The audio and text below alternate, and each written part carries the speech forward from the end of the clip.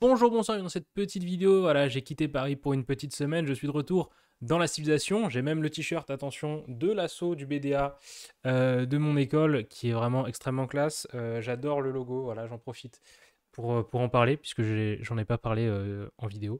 Voilà, mais oui, je suis en vacances enfin, hein, et je pense que ça se remarque déjà, comme d'habitude, hein, je suis de retour chez moi, on va dire. Bref, tout ça pour dire que du coup, bah, c'est top. Je me sens vraiment remotivé là d'un coup, le fait d'être rentré chez moi. Et notamment, donc je vais pouvoir bosser sur, comme je vous avais dit, les vidéos qui arrivent. Soon, on croise les doigts. Euh, non, mais qui arrivent, je crois que j'ai dit première semaine de mai, quelque chose comme ça. Donc qui arrivent. Donc là, j'ai le temps de les écrire, ce qui est vraiment top. Voilà, notamment, bah, c'est aussi la période pour ceux qui sont en prépa des concours voilà, qui arrivent. Donc bon courage à vous, puisque ça commence dès demain finalement, avec le concours XENS qui commence. Ensuite, je n'ai plus aucune idée de ce qui se passe. Je regarde vite fait sur le super calendrier. Ah oui, après c'est l'enchaînement CCINPE 3A. Puis il y a une pause, puis il y a Centrale. Centrale qui est coupée au milieu, c'est vraiment incompréhensible, mais il y a Centrale qui est coupée. Et ça finit avec les mines. Ce qui est à peu près l'inverse, l'opposé de ce que j'ai eu l'année dernière, ce qui est un peu marrant. Voilà. Mais donc bon courage, parce que du coup vous commencez avec XENS cette année, ce qui est pas l'idéal, hein.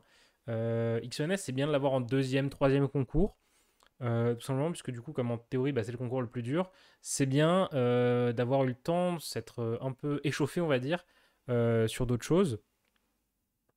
Et c'est jamais l'idéal par contre de l'avoir en dernier, puisque en général à la fin, vous êtes rincé, claqué au sol, et du coup c'est compliqué de réenchaîner sur toute une semaine. C'est pour ça que c'est pas mal notamment par exemple d'avoir les mines en premier concours en général, puisque c'est vachement bien, c'est 3 heures par épreuve, et c'est assez exigeant, c'est même très exigeant quand même. Et donc ça permet de bien prendre le pas. Central, c'est pas ce que je recommanderais en premier concours en général, puisque Central c'est très long, c'est 4 heures par épreuve, c'est très long, c'est très fatigant, et c'est intellectuellement c'est pas particulièrement excitant, on va dire. Là où enfin les concours des mines innovent toujours, enfin j'aurais tendance à dire qu'ils vont toujours proposer quelque chose. Là où ceux de Central, c'est grosso modo du cours mais sous stéroïdes. Ce qui fait que c'est bien si vous ne connaissez pas votre cours, mais en général, vous êtes censé être arrivé au concours en connaissant votre cours. Donc vraiment, pour moi, l'idéal, c'est d'enchaîner mine XENS et après, vous passez soit Central, soit CCINP au choix. Et pour moi, c'est vraiment l'ordre idéal dans lequel passer les concours. En tout cas, celui qui, selon moi, a le plus de sens. Voilà.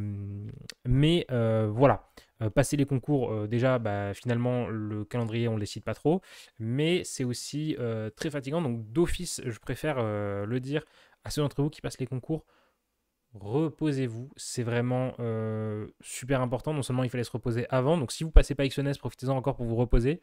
C'est pas la peine d'être à minuit, 1 heure, 2 heures du matin en train de réviser en se disant ah, peut-être qu'il y a ce truc-là qui va tomber, il faut que je regarde, puisque déjà c'est assez peu probable. Et surtout, même si vous en gagnez un bénéfice, imaginons que vous révisiez une propriété, un exercice et qui tombe exactement le jour des concours, bah, ce sera compensé tout simplement par le fait que vous serez complètement à zéro, vous serez complètement mort intérieurement pour le reste, hein. Donc vous gagnerez peut-être un point, mais vous en perdrez 5, ce qui, bah, somme toute, est quand même du coup pas un gain du tout, c'est même une perte du coup, ce qui est assez dommage parce qu'en général au concours on essaie de gagner des points et pas d'en perdre. Mais ouais, reposez-vous, c'est le plus important. Et de toute façon, pour la plupart des gens, j'ai envie de vous dire, vous avez fait votre travail durant votre année. Maintenant, c'est bon. C'est bon dans le sens où il ne faut pas se relâcher, mais c'est bon dans le sens où, disons que j'ai pas envie de le dire, mais il faut quand même un peu le dire. Enfin, c'est une manière que j'ai de voir les choses, mais finalement, passer les épreuves du concours, c'est plus une formalité qu'autre chose, dans le sens où c'est pas ça qui va décider de vos résultats, ce qui peut être assez contre-intuitif. C'est pas le fait d'aller au concours qui va décider de vos résultats, c'est ce que vous avez fait pendant 2 ou 3 ans avant, hein. Donc en fait, vos résultats d'émission, ils ont déjà été décidés il y a plus ou moins 6 mois en fait, quand vous avez travaillé. Maintenant, c'est juste, voilà, vous avez travaillé et puis maintenant, bah, ce que vous avez fait, vous le décalquez comme ça sur une feuille de papier. Et après, cette feuille de papier, elle part vers des correcteurs qui vont vous noter. mais vous n'aurez aucun impact, vous ne pouvez plus avoir aucun impact sur votre note, et ce qui compte, c'est le travail que vous avez fait avant.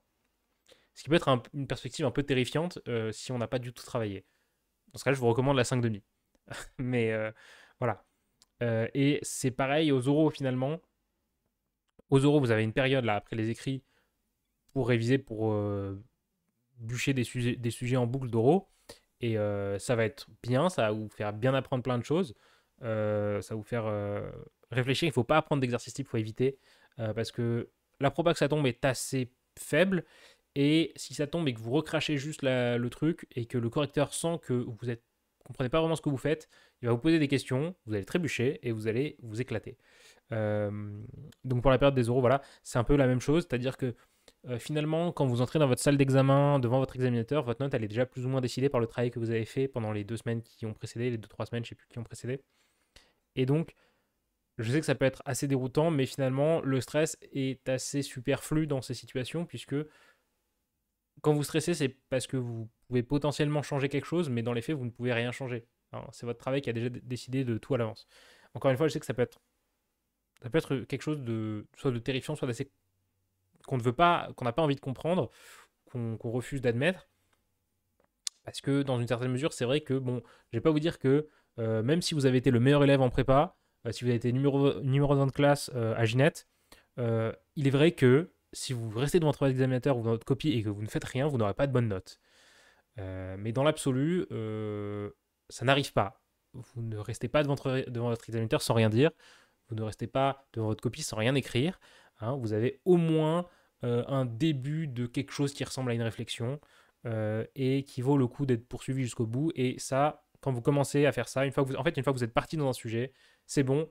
Il y a toute votre expérience, tout ce que vous avez fait pendant vos années de prépa qui vient naturellement et qui vous permet de plus ou moins assurer. Hein. C'est-à-dire que finalement, ce qui reste à faire, c'est juste d'entamer cette réflexion. Et une fois qu'elle est entamée, c'est bon. Le reste de votre expérience en prépa prend le relais. Et en général, ça se passe plutôt bien. Et il n'y a pas à stresser outre mesure. Encore une fois, ça ne sert à rien. Et je sais que ça peut être compliqué à comprendre. Parce qu'il y a plein de gens qui adorent stresser sur les concours. Et moi, je suis quelqu'un qui, en général, ne stresse pas du tout. Justement parce que c'est dans cette perspective de j'ai déjà fait ce que je pouvais faire. Maintenant que je change quelque chose, ça va pas changer grand-chose. Alors je dis ça, mais en même temps, la première fois que j'ai passé les concours, je sais pas ce qui s'est passé par ma tête, mais par exemple, j'ai écrit en toutes lettres les fonctions cosinus et sinus, hein, c'est-à-dire j'ai écrit parce que les fonctions cosinus et sinus, machin, machin, juste parce que j'étais en première épreuve de XENS et j'étais un peu dans l'indécision, sous pression, je me disais, vite, qu'est-ce qu'il faut que je fasse? Et j'ai commencé à écrire sans réfléchir, et j'ai écrit des trucs en toutes lettres, et après, peut-être 10 secondes plus tard, j'ai regardé ma phrase, et je me dis, mais pourquoi j'ai écrit ça comme ça? Bon, ça arrive, mais ça n'a aucun impact sur votre note. Voilà. Ça, c'est pour ce qui est du fait d'être stressé. L'anticipation des concours, finalement. Et c'est quelque chose de tout à fait naturel, surtout quand vous êtes en 3,5, que vous voulez passer pour la première fois, puisque tout ce que vous avez vu avant, c'est des concours blancs. Et les concours blancs, c'est bien. Non, franchement, c'est top, mais c'est pas la vraie chose. C'est pas le vrai concours. Voilà, ça manque de réel, les concours blancs. D'autant plus quand vous êtes quand vous êtes dans votre deuxième année de prépa ou troisième année de prépa, parce que vous savez pertinemment que ça n'aura aucun impact sur le reste de votre année.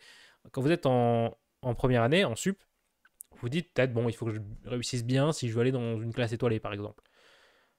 Mais quand vous êtes en spé, vous n'en avez plus rien à faire. Vous êtes dans la perspective des concours. Donc finalement, avoir une bonne note au concours blanc, c'est pas un objectif, c'est une mesure de votre performance à un instant T. Et c'est ça les concours, c'est une mesure de ce que vous avez fait à un instant T, comparé aux autres personnes qui l'ont fait au même instant T. Ça c'est très important de s'en souvenir aussi. C'est un truc que répétait beaucoup ma prof de physique en prépa. Elle disait souvent que la note des concours, c'est pas une note de valeur. On ne vous attribue pas une valeur, mais on vous compare aux autres. Et c'est objectivement vrai, c'est factuel. C'est une comparaison de vous par rapport aux autres. Voilà, parfois vous avez fait mieux que les autres, parfois vous avez fait moins bien que les autres. Ce qui compte, c'est de pas se laisser aller pendant la semaine. Ça arrive de rater une épreuve, ça arrive de penser qu'on a fait un choc monumental. Ça arrive et c'est pas grave. Euh, Peut-être que vous l'avez fait, peut-être que vous avez en fait fait un truc qui relevait du génie. Vous ne le savez pas et vous ne le saurez pas probablement jamais.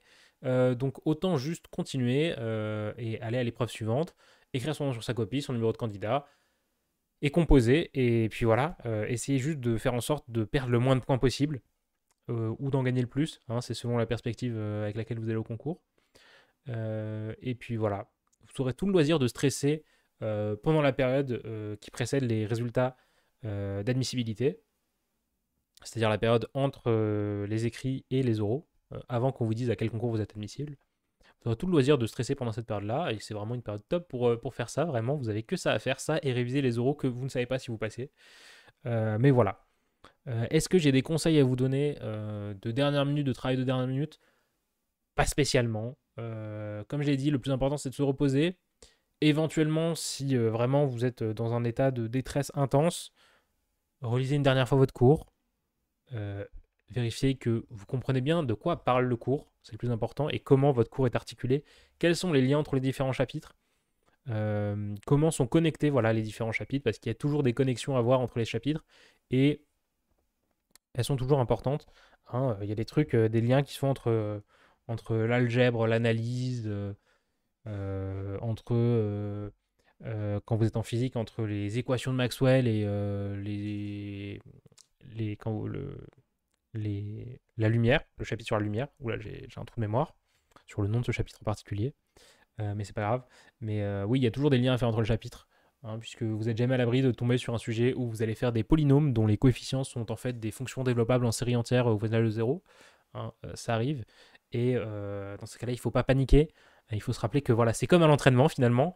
Ce genre de sujet est toujours extrêmement satisfaisant si vous avez fait un peu d'abstraction dans votre cours, puisque par exemple un tel sujet, bah, en fait, on vous fait remontrer des dizaines de propriétés du cours qui, en fait, dans l'absolu, ne changent absolument pas dans leur démonstration, puisque par exemple dans votre cours, vous avez tout fait avec des réels, mais en fait, si vous oubliez que c'est des réels, il n'y a rien qui change.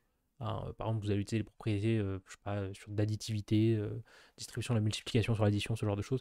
Bref, plein de trucs qui finalement euh, sont assez généraux. Et donc c'est pour ça que ces sujets-là en maths sont très satisfaisants, je trouve. Puisqu'en fait, il y a beaucoup de gens qui peuvent paniquer. Et avec des raisons, hein, puisque du coup, quand on vous annonce que voilà, on va faire des polynômes dont les coefficients sont des fonctions développables en série entière au voisinage de 0, a priori, c'est pas un objet qu'on croise tous les 4 matins, mais pourtant, en fait, c'est un truc que vous avez déjà fait dans votre cours sans vous en rendre compte. Et donc, c'est toujours très très cool à faire, puisque du coup, c'est une occasion, si vous connaissez bien votre cours, de vraiment choper plein de points gratuits juste en déroulant ce que vous connaissez. Et juste en fait, sans réfléchir. C'est vraiment sans réfléchir. Il ne faut pas réfléchir trop à ce qu'on écrit. Un peu quand même, parce que c'est important de ne pas raconter des bêtises. Mais il ne faut pas trop réfléchir dans le sens où finalement, si vous avez fait abstraction de qu'est-ce que vous aviez dans votre cours, c'est-à-dire que vous avez oublié que c'était des réels et que vous avez juste considéré que c'était des trucs dans un corps ou dans un anneau, eh ben ça passe tout seul. Et c'est vraiment tip top. Moi, c'est ce que j'adore. Voilà. Ça, c'est pour les maths, la physique, l'info aussi. L'info, c'est toujours très sympa. Je peux pas parler pour les MPI parce que j'ai fait MP étoile, pas MPI. Mais l'info en MP, ouais, c'est très sympa aussi. En plus, maintenant, il y a des trucs qui ont été fusionnés, mais bon, faites confiance à ce que votre prof vous avez fait faire dans votre cours. C'est toujours un peu chiant quand il faut remontrer des trucs, mais bon, voilà, essayez d'éviter de faire des fautes de syntaxe, ce serait bête de perdre des points là-dessus. Et puis voilà. Moi, de mon côté, je ne vais pas passer les concours, évidemment. Je suis en vacances et je suis bien content d'être en vacances. Ça me permet notamment donc d'écrire les vidéos qui vont arriver prochainement, de même pas forcément réviser, vu que j'ai déjà eu mes examens de mi-parcours, de trouver un stage. Ça, par contre, c'est important, et ça, c'est une raison de stresser, parce que si je trouve pas de stage, je suis bien dans une position compliquée, mais aussi de m'adonner à mes passions, notamment parfois la programmation, puisque récemment, du coup, je me suis remis à coder en C++ de manière intensive. Là, c'est vraiment une parenthèse qui n'a rien à voir. Et notamment, j'en profite pour vous montrer du coup ce que j'ai fait, parce que j'ai suivi un tutoriel pour faire de la programmation graphique, enfin du, ouais, ouais, c'est une traduction française bancale. Mais bref, j'ai implémenté une API qui s'appelle Vulkan, euh, C'est un peu comme OpenGL pour ceux qui connaissent. Et du coup, le résultat, par exemple, c'est des trucs qui tournent. Voilà, c'est vraiment éclaté. Mais sachez que ça m'a pris 2 semaines à faire en sorte que ça fonctionne sans faire trop d'erreurs, hein. Vraiment, il y a 1600 lignes de code, un truc comme ça, juste pour faire un carré qui tourne avec une image dessus. Ce qu'on fait basiquement en 2 clics, hein, si vous faites ça en Python avec un truc genre Pygame, mais qui prend un peu plus de temps quand on set up tout en partant de rien. Ce qui est quand même beaucoup plus satisfaisant du coup de construire finalement étape par étape un truc qui fait du rendu graphique. Je trouve ça super cool, franchement. Et finalement, ça permet de penser à autre chose, voilà, de s'occuper l'esprit. Et c'est une activité finalement, s'occuper l'esprit, qui est quand même vachement cool. Voilà, sur ce, c'était Adam. Moi, je vais continuer à profiter de mes vacances. Et je vous donne rendez-vous, je ne sais pas quand, pour la prochaine vidéo. Euh, Vous verrez la prochaine vidéo quand elle arrivera sur la chaîne. Voilà, sur ce, c'était Adam. Je vous souhaite une bonne soirée, une bonne journée, un bon après-midi. Ciao tout le monde!